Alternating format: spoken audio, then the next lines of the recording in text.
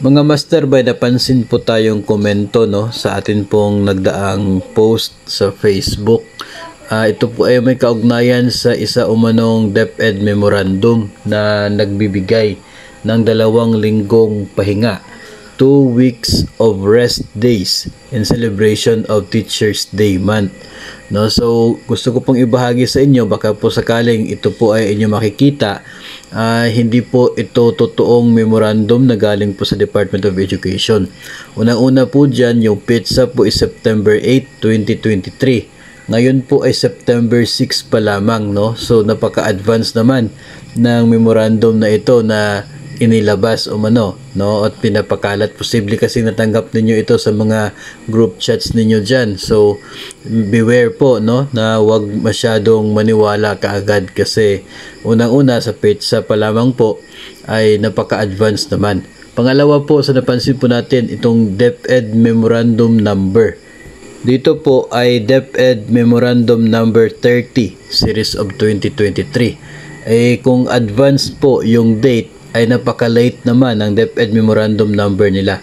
Sa kasalukuyan po, ang latest na Memorandum Order released by DepEd ay nasa number 53 na, Series of 2023. So napakalabo po na advance yung date pero late naman yung memo number. At isa pa po, yung pagkakasulat ng number sa DepEd memo ay hindi po ganyan, hindi po ganyan kaliit. Ibang font po yung sa legitimate na DepEd memo at mas malaki. Klarong-klaro yung number ng DepEd memorandum doon po sa legitimate na memo from DepEd. At isa pang patunay mga master na talagang hindi po totoo ito pong memorandum na ito ay yung pumirma, yung pangalan ng secretary ng DepEd nila ay si Sara R. Duterte. Alam naman po natin mga master na hindi naman po R yung middle initial ng atin pong butihing secretary, at hindi din po ganyan, wala pong letter H yung Sara na kanya pong pangalan. So talagang hindi po yan legitimate na galing sa DepEd.